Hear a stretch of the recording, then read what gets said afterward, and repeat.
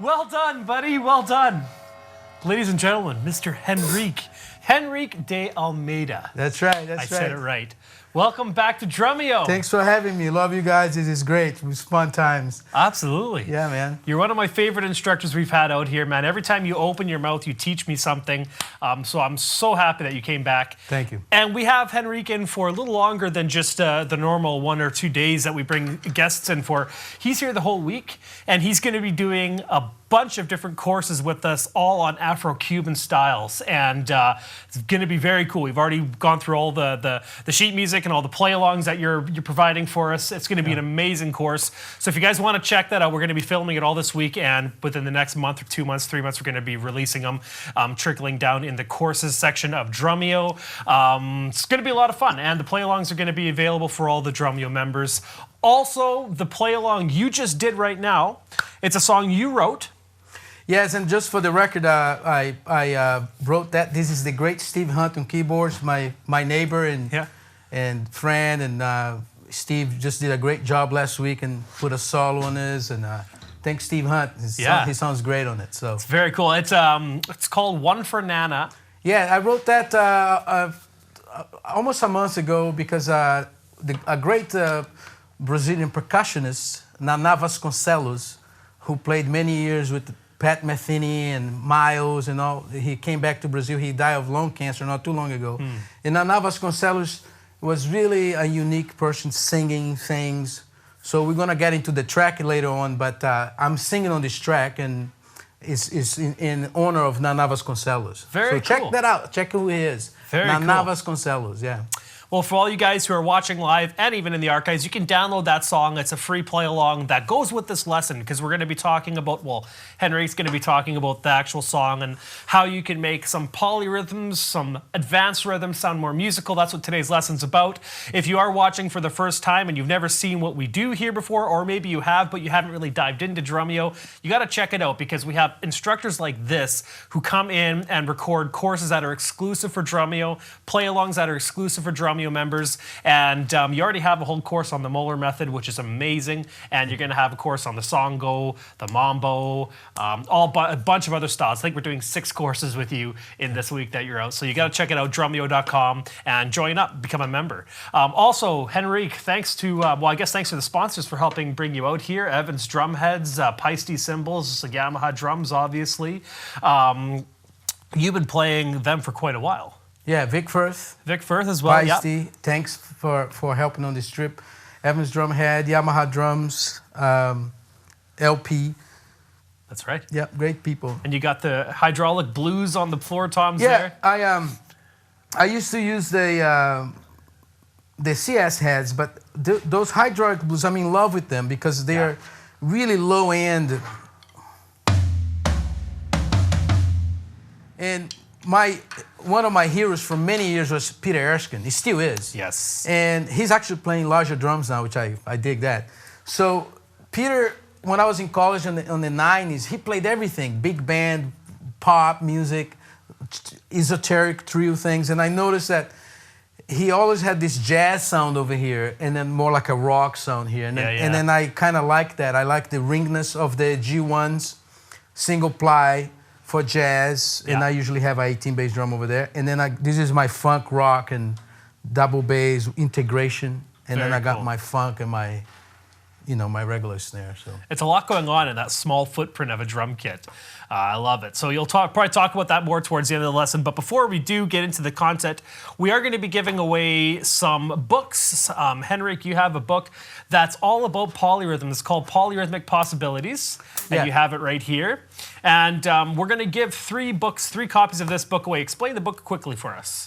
This book is pretty much the material I teach at the Berklee College of Music in one of the classes I teach there. And it's basically, this book has snare drum etudes, drum set etudes, and not to go in depth right now, but what you just heard, this tune is really a snare piece from this book, which we're going to talk about in a little bit. But what I just played on the melody in and out is an interpretation of solo 13 on page And I have my glass 38, and this is available on Amazon.com, but we're going to give 3. Yeah, we're going to give 3 copies away once this video signed copies, right? Sorry? Yeah. Once this video lesson hits YouTube, what we're going to do is we're going to take a random comment. So leave a comment of what you thought the best part of this lesson was, or what you liked the most about Henrique's teaching. And within 1 month of releasing it, so it's June, early June, probably mid-July 2016, we will randomly choose 3 winners and send you a free copy of Polyrhythmic Possibilities.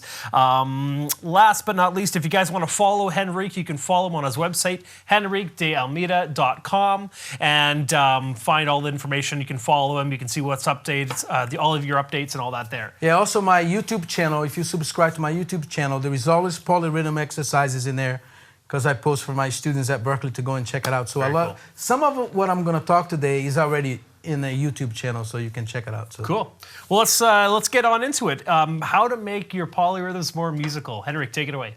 Okay, here's one thing that there's so many ways to do that. There is not one way, but I'm gonna present to you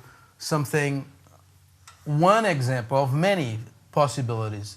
So this solo that I just played was originally written for snare drum, and I think you can put this up, right? The PDF is there. You can download it. You can see the snare solo. The solo was originally designed to be etude about 7s against 2 beats. So he's 7s against 1 beat, 7 notes per beat, right? So he's the quarter notes, and the 7s on top of it. This lesson is half of the speed, so it's 1, 2, 3, instead of.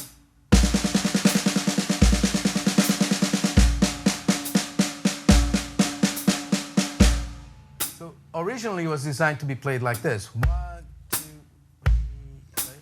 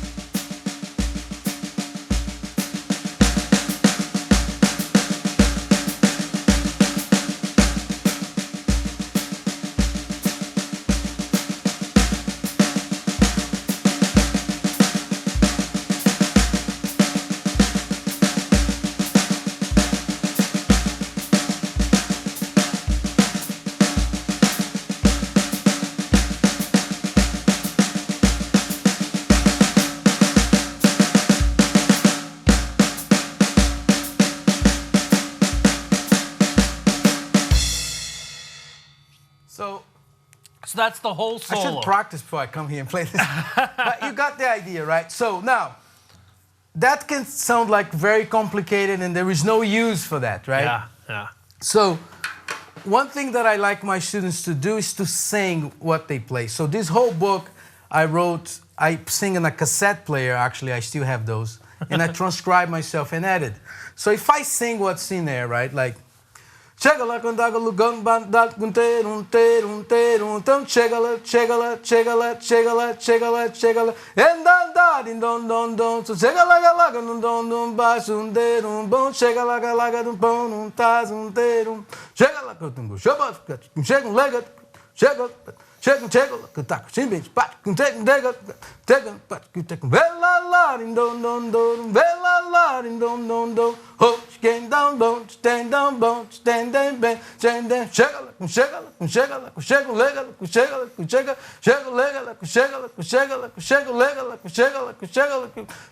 taca de mim tac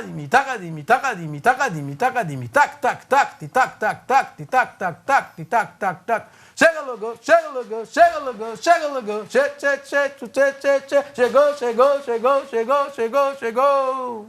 I'm just improvising, but then I start repeating until I knew exactly what it was. So getting a snare drum solo, a rhythm that you like, and you start to sing it, is a good way to make it musical. You could sing anything on this. This could be a bass line.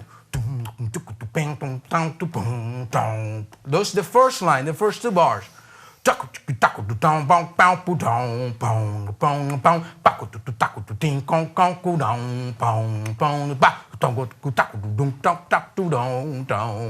Second line.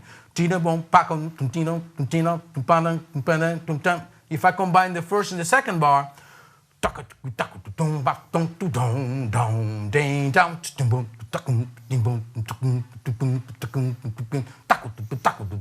right? Then, So you're singing the accents over top of the solo. yes, That's what you do. yes, Okay. yes. So then, something that I learned with my polyrhythm mentor, Gary Chaffee, which, by the way, disclaimer, I started with Gary like first in the late 80s and 90s, then I left Bosch for many years, I came back, and I see him once in a while. And for the last 30 years, since the 70s to now, I see people teaching about polyrhythms, about metric modulation. I never really saw anything nowadays that he was already not doing in the 70s. Yeah. So everything, including yours truly, everything we talk about polyrhythms, Gary already did it. Yeah. You should bring him here. I should. We I got to should. convince him to come here. Gary, you got to come to Drumeo, Because man. all that stuff comes from me, comes from him, and I teach, my way of doing, but his way works. And actually, Berklee has a tradition of, he was the chairman of Berklee Percussion Department. Yeah. And the whole polyrhythm program there really comes directly from him, No kidding. But anyway, just a disclaimer that Sure. anything that I do comes directly from that kind of thing. So this process that I'm talking about, he already was telling people that way back on the day. Give him the credit, But so you could sing, right? Sing in the rhythms, right? Sing in that stuff. The other thing is to interpret that not only on the snare drum, but on the kit. And again, he was the first guy that I ever saw asking me to do that. Mm-hmm. Hey, put that on the kit, Mm-hmm. So that first bar now, you get out of this whole orchestral snare drum mentality, which is not a bad one. It's fantastic, it's great.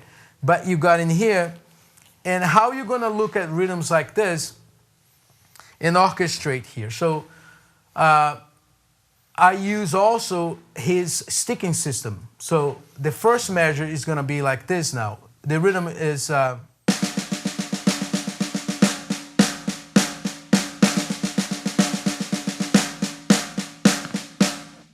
First line. First Play line. twice. Now it's going to become this.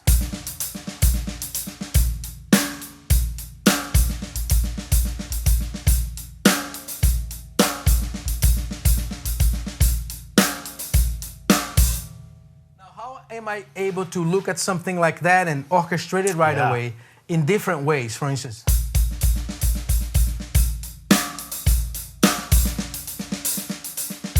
It's because I got the training from Gary about his sticking system and memorize. They're like my rudimental polyrhythm rudiments, right? Mm-hmm. But orchestrating that. So if I just play the first 8 bars, which you can go back and listen to the song, it will be like this.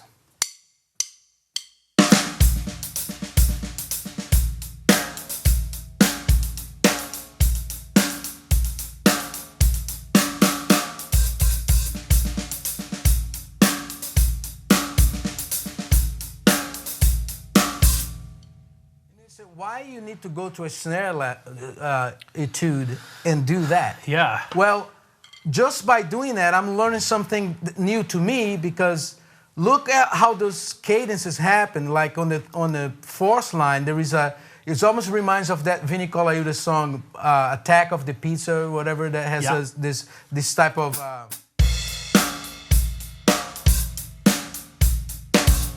right? Yeah. So the vocabulary from snare stuff is a little bit different the way I would play. Maybe if I didn't look at that, I would be playing my old stuff like...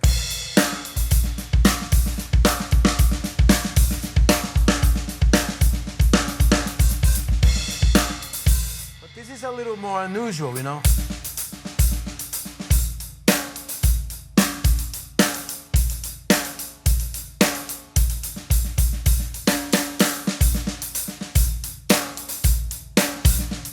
there's a downbeat on the middle of the bar. Yeah. You know, it creates a little hiccup. So, Yeah. so that's kind of cool for you to explore new rhythms, right?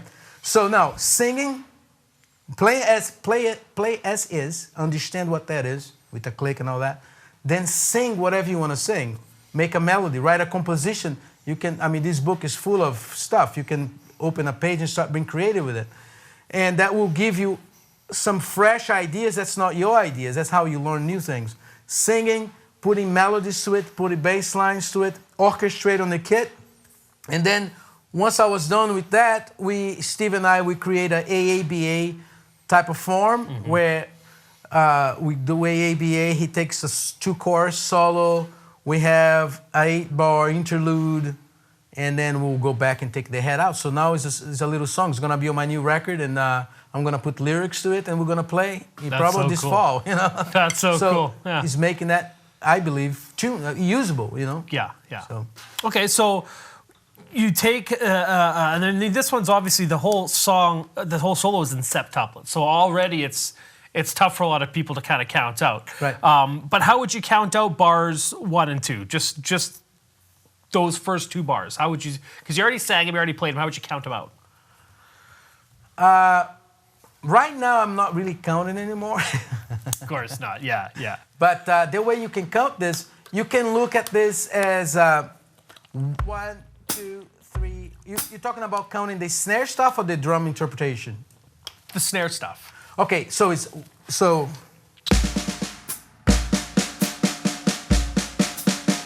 1, 2, 3, 4. 1, 2. That's where the groove is. Yeah. That's a half note, you know. Right,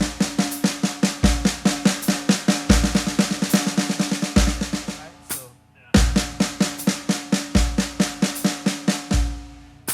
1, 2, 3, 4.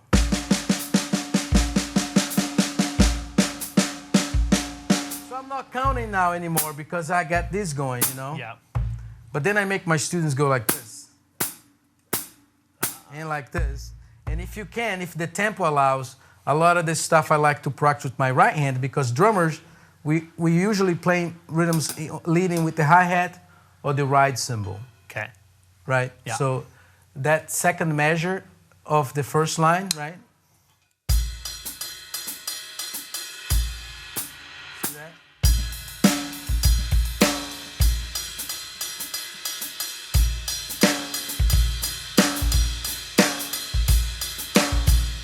So that can be used like that too. But the counting on this is in 4. Once we transform that into a song, you can look at a big 4/4, or you can look at a 7/16 and have the pulse be 5, 6, 7, 1, 2, 3, 4, 5, 6, 7. Which how to make that more musical? I don't count like that. If I'm gonna practice in 7, I sing a bass line. Boom, chuck, chicka, boom, chicka, boom, chicka, chicka, boom, chicka, chicka,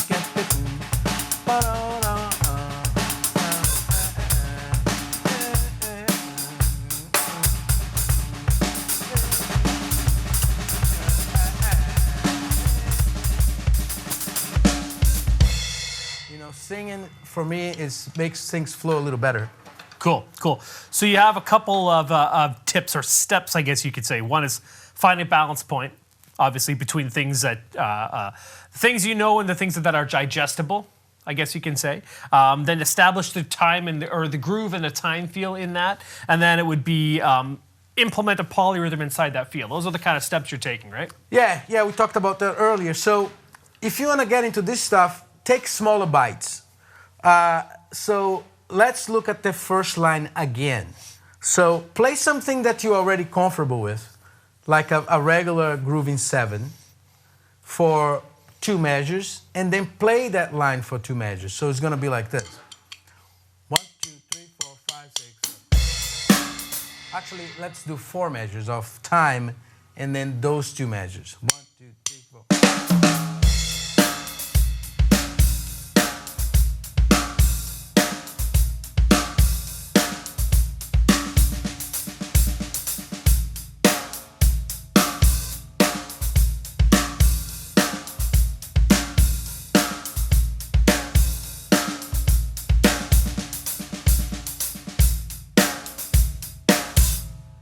while you have a balance between some that you're cool with, and then you go out just a little bit. Just a little bit. Then when you're comfortable with that, go out a little more. Go to the second line and come back. So you kind of go out of the atmosphere for a little bit to see how it feels like and then come back. Gotcha. Until you be able to go on a stroll a little longer. And then you get used to that, you know, and then you can go out for a long time. If you play this whole lesson, you've been out for what? I don't know how many bars on that thing, but it's more than 4 bars. Yeah, yeah, right? yeah. So does it help? Yeah, it helps. Ziggy says, so are you going from 4/4 to 7/8 at all? Or are you in 4/4? Yeah, I'm thinking now in 7. 1, 2, 3, 4, 5, 6, 7. 1, 2, 3, 4, 5, 6. 1, 2, 3, 4, 5, 6, 7. 1, 2, 3, 4, 5, 6, 7. 1, 2, 3, 4, 5, 6, 7. 1, 2, 3, 4, 5, 6, 7. 1, 2, 3, 4, 5, 6, 7. 1, 2, 3, 4, 5, 6, 7. 1, 2, 3, 4, 5, 6, 7. 1, 2, 3, 4, 5, 6, 7. 1, 2, 3, 4, 5, 6, 7. 1, 2, 3, 4, 5, 6, 7. 1, 2, 3, 4, 5, 6, 7. 1, 2, 3, 4, 5, 6, 7. 1, 2, 3, 4, 5, 6. 1, 2, 3, 4, 5, 6, 7. 1, 2, 3, 4, 5, 6. 1, 2, 3, 4, 5, 6, 7. 1, 2, 3, 4, 5, 6, 7. 1, 2, 3, 4, 5, 6, 7. 1, 2, 3, 4, 5, 6, 7. 1, 2, 3, 4, 5, 6, 7. 1, 2, 3, 4, 5, 6, 7. 1, 2, 3, 4, 5, 6, Yeah, I know what you mean. Me and Jared are just like, our minds are being blown right now. He's counting 7 the whole time. You were all over the place, but you weren't all over the place. 1, 2, 3, 4, 5. But you know, the way to practice nowadays is not even like that. It would be like, let's say, Unreal. bum bum ba-dum, bam bam ba-dum, bum bum ba-dum, bam bam ba-dum.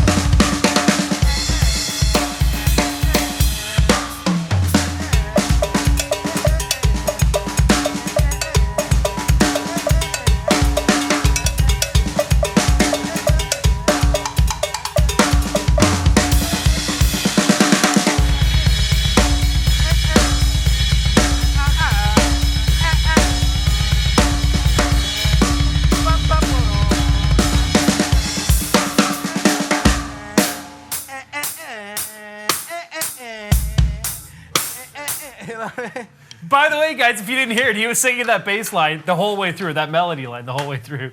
That's insane. How do you develop that freedom? And a lot of that stuff, yeah, you could say it's polymetric, it's a modulation and stuff, but it's very cool. So how do you get there? Okay, so I love this new product from Vic First called The Root. And I actually made a joke. I was playing on a jazz educators convention, and the Vic First guys came to my clinic.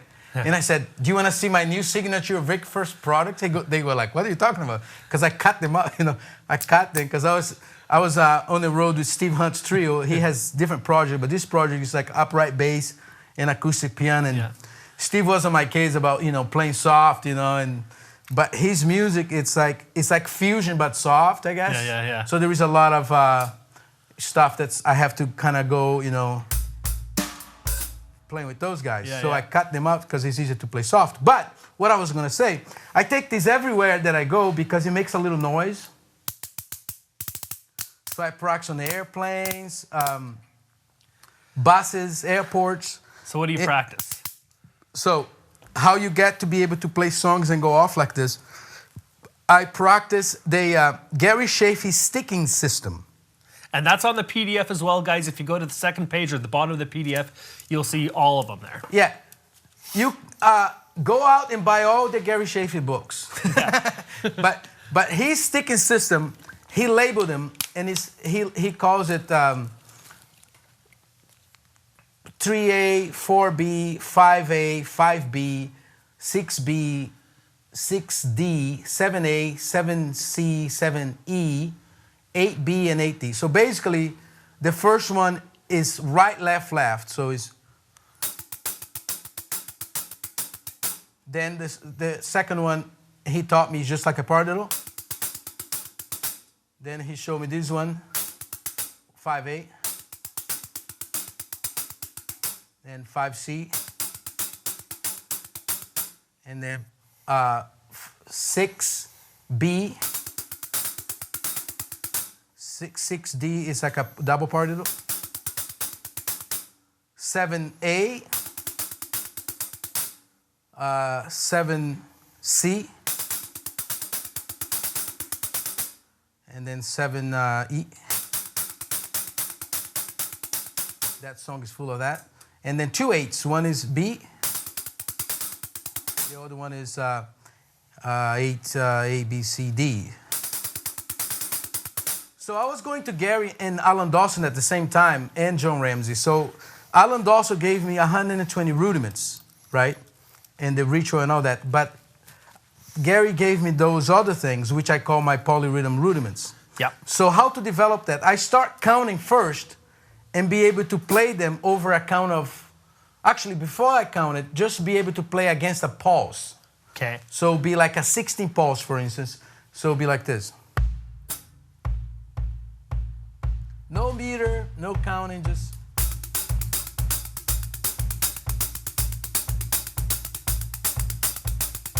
Once you're comfortable doing that, you can call that whatever you want. So the good thing about metering things is you practicing little forms, which later is going to help you play larger forms. So yeah. If I put in 4/4, it's going to be 3 measures to resolve. 1, 2, 3, 4, 2, 2, 3, 4, 3, 2, 3, 4, 1, 2, 3, 4, 2, 2, 3, 4, 3, 2, 3, 4. Right? Mm-hmm. If I do 5s, 1, 2, it's going to take 5 measures. 1, 2, 3, 4. If I do here, you can hear what I'm singing, okay. Right? Can you hear this? Yeah. 1, 2, 3, 4. 1, 2, 3, 4. 2, 2, 3, 4. 3, 2, 3, 4. 4, 2, 3, 4. 5, 2, 3, 4. 1. If you do 7, 1, 2, 3, 4. 2, 2, 3, 4. 3, 2, 3, 4. 4, 2, 3, 4. 5, 2, 3, 4. 6, 2, 3, 4. 7, 2, 3, 4. 1. And I do that with all of them. Then I do triplets. Yeah, triplets. Okay. Triplets on the 5, for instance.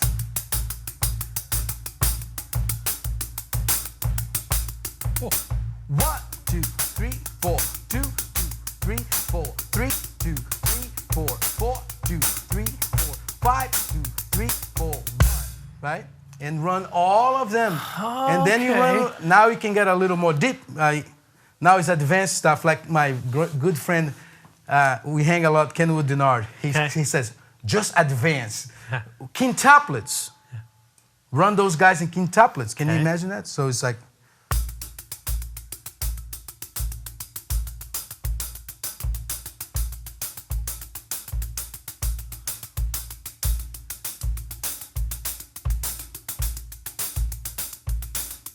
He's a 7 on quintuplets.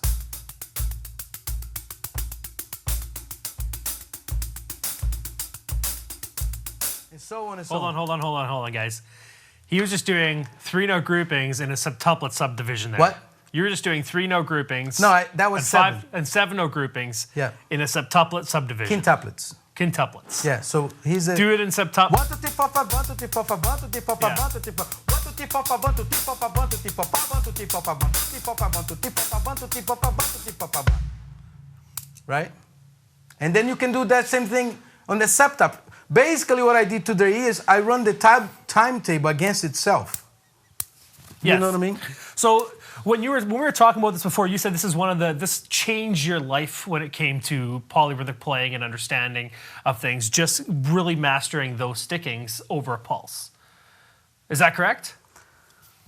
rephrase that again, sorry. So when we were talking before, you said this really changed the way that you approach and helped you out so much just with this sticking pattern, learning all of, I guess you would call them the polyrhythmic rudiments, and I really like that. Yeah, the proper name is the Gary Chaffee sticking system. That's right. Of all the things that I learned from Gary, and I still do, although he considers that kind of elementary as it is the most useful, because with that training, I can do so many. For instance, one thing that helped, I can play really weird odd meters right away because, like, you can group that way, you know.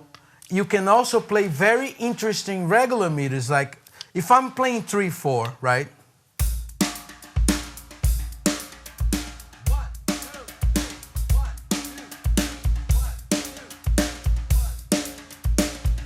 How that backbeat is happening on a certain place all the time. Yeah. Some of the artists that I play, like fusion guys, they don't like that too much. Also, 99% of the music that I play, I'm very blessed and very lucky, thank God, that I can choose the gigs that I do now. Yeah. And I only play creative music now, you know? Yeah. So there is a lot of improvisation and reaction. So I have to be able to play in 3 but move things around. So check these 3 out. Okay.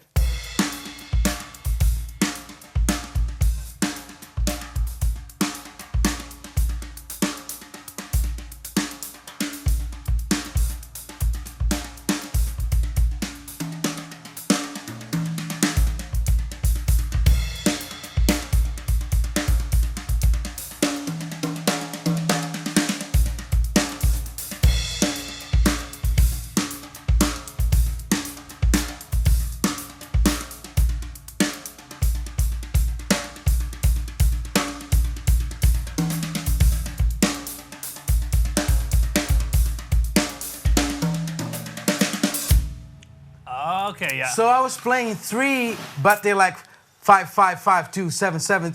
I'm not counting, but you see there is a little bit more freedom. Yes. Right? Like I'm going to take a picture of 1 bar, but in reality it's improvisation. If I do 5, 5, 2, I have 12 notes, yeah? Yes.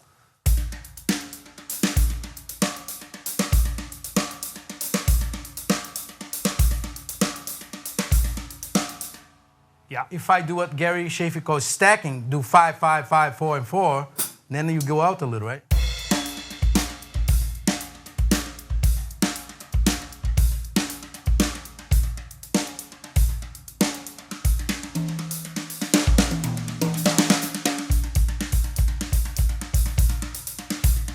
You see what I'm saying? I see what you mean, yeah. And so on and so on. So we got 20 minutes left. Time has flown by. Okay. But I want to kind of go back to some of these points that you made, and maybe you can give me some advice of what I should do to kind of make my polyrhythmic playing more musical. We have the song. Download the play-along track, guys. It's called One for Nana. And practice that with the chart. You got the chart with it as well. And you can see how he sings over top of it, and you can see how you created those rhythms. Then you take these exercises here, like the sticking patterns, and you start developing freedom over top of them while playing them over top of a pulse. You have to develop a vocabulary. Yeah. And how you do that, you come to Drumeo, take my current polyrhythm course, and the future ones. Yes. You can start with me on Skype, get a teacher. You have to develop a vocabulary of techniques. Yes. Then what you do, you play with that. Play what you know, right? And then what you do, you learn as is, you try to sing as much as possible, add the melody to it, add orchestration to it, add form.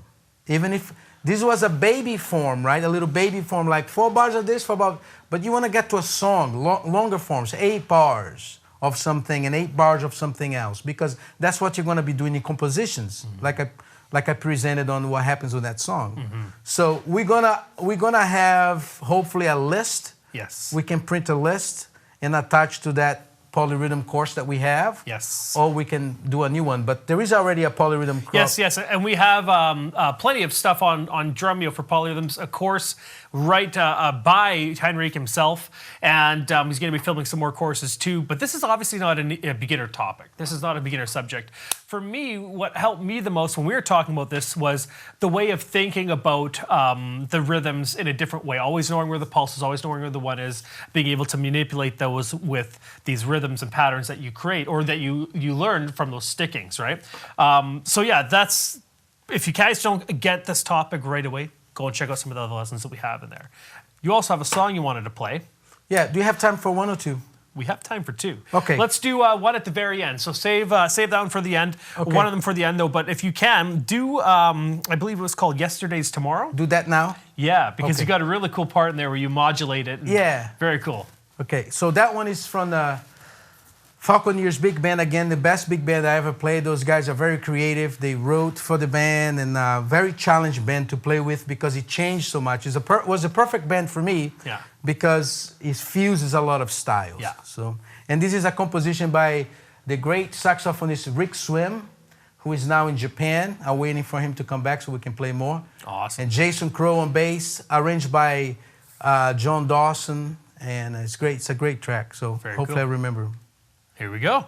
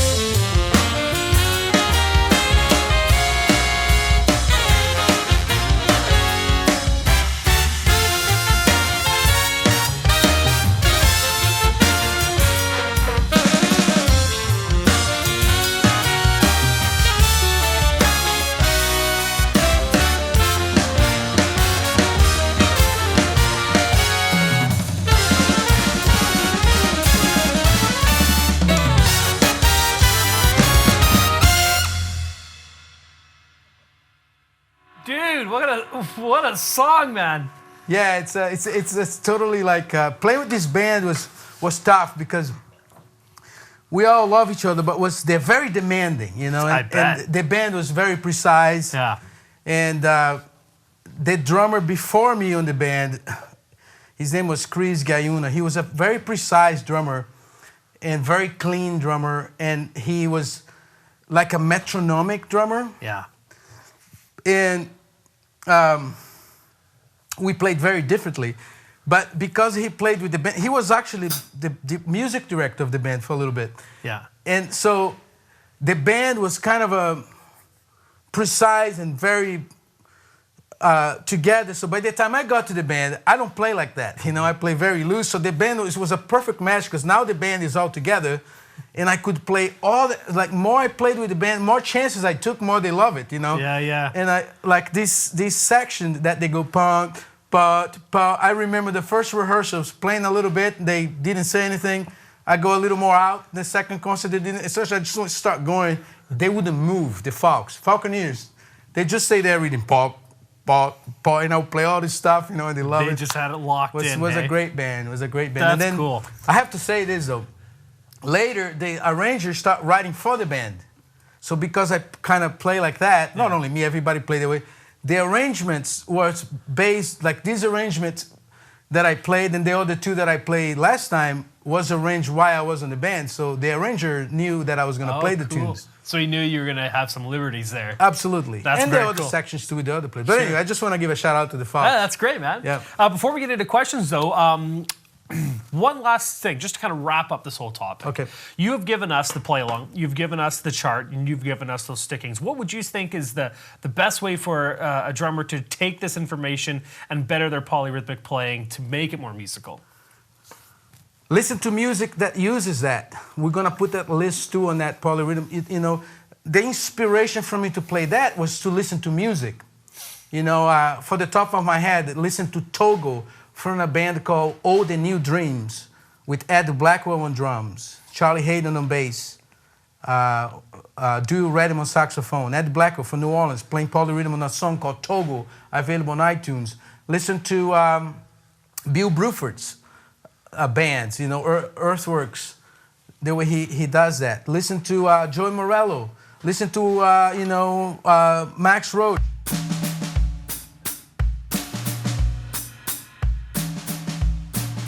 Then put sevens in here, you know.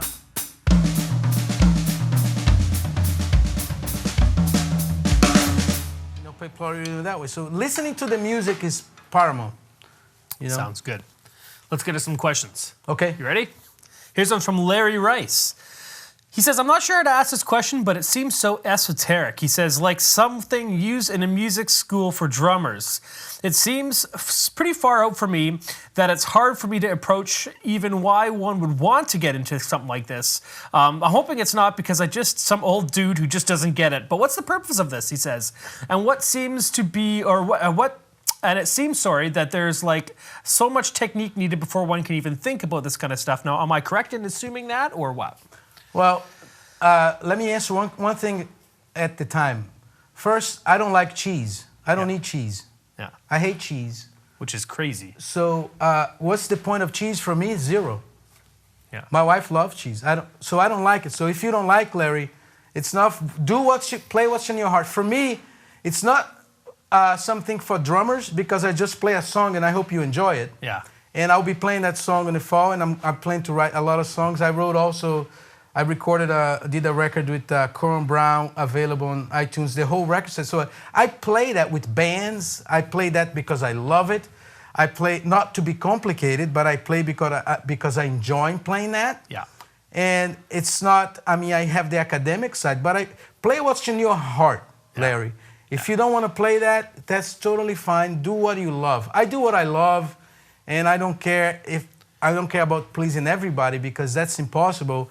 And although I have a life of service, thank God that He's in charge of my life. But you know, although I serve people by teaching and helping people when I'm in a band that doesn't require that, I love to play on my worship team at Grace Community Church. I love play there, and I don't do that stuff there because It's not the purpose of that. Yeah. So, to Larry, find a purpose on your music. Why you play music? Play what's in your heart. Yeah. And that stuff is in my heart, and I play because I love it. There you and go. it's not in a school; it's in my band. It's on the bandstand, and I play that in front of people, and I make a living playing right now. Yeah, there you go. Exactly. And if it's not at your skill level yet, understand that too. Like you might not have the independence to be able to do this yet. Sorry to interrupt. I need to add one thing. Sure. I'm not stopping living my life because other people is not on my level. I'm not saying that I'm on a high level. There's a lot of people higher level. My heroes, Vinny Colaiuta, Dave Wackel, Peter Erskine, Steve Gadd. I mean, so many players that are my heroes that are, in my opinion, light years ahead of me. But I'm not gonna stop growing or avoid talking about subjects that is advanced because there is people that's not gonna understand. The lack of information, the lack of education, the lack of advancement is not gonna help anybody. Mm-hmm. So my job is to follow your heart with the passion. Yeah. I'm sorry that some people don't understand, but because of that, I can't stop doing what I love because some people might not understand, Very cool. He says, great answer, Henrique. Thank you very much. Yeah. Very cool. Here's one from Ziggy. Ziggy says, hey, Henrique. Hey, Dave. Thanks for the great lesson. It's very inspiring. Now, do you have any suggestions or recommendations as to where to start with polyrhythms as more of a beginner? I have always loved them and really, really like to start learning them properly. Yeah, the number one thing that I want you to do is just to play the timetable. 2 rhythms against 1 beat, 3 rhythms against 1 beat, 4, 5, 6, 7 will be something like very basic like this.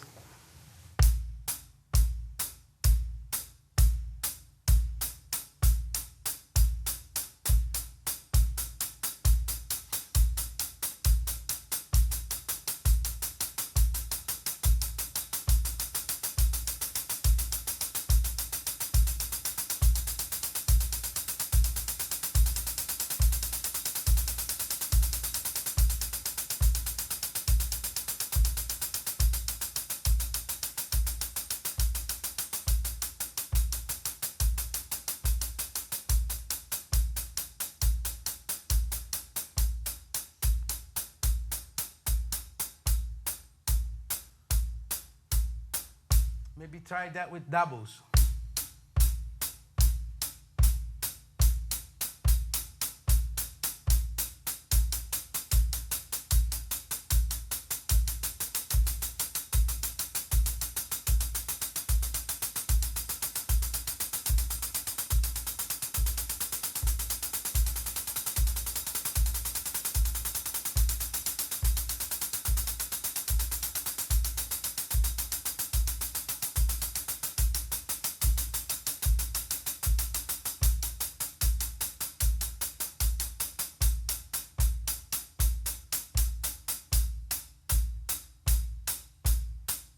Try with paradiddles, try with molar technique, try with, This will start to give you start to listen to what it does. So that's starting out, that's what you would start out with if you're just getting right away, yeah. Now, where does the polyrhythm come into play there? Okay, let's stop on the 5, for instance.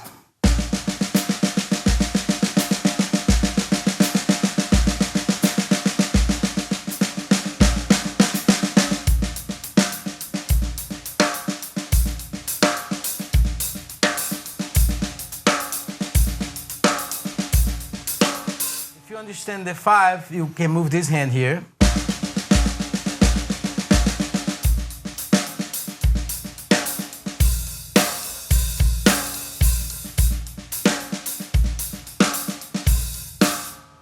To come back to the Larry guy question, sometimes I'm playing a gig in 4/4 and a piano player would play a lick, right? That I don't want to be the guy that, oh, what was that he played? I don't know what that is. Oh my goodness, right? Mm-hmm. I don't need to play polyrhythm all the time, but isn't it cool for me to be playing a simple groove and here, okay, the guy's going, chank, tango, no, tango, tango, tango, tango. Oh, it's 5s. So I don't need to panic. So polyrhythm helped me so much, just even hand technique. When I play singles and doubles or molar technique nowadays, learning the polyrhythms allows me to play something very slow to very fast and very slow again in time. Mm-hmm. You dig? Yeah. Like if I'm practicing a paradiddle, check this out.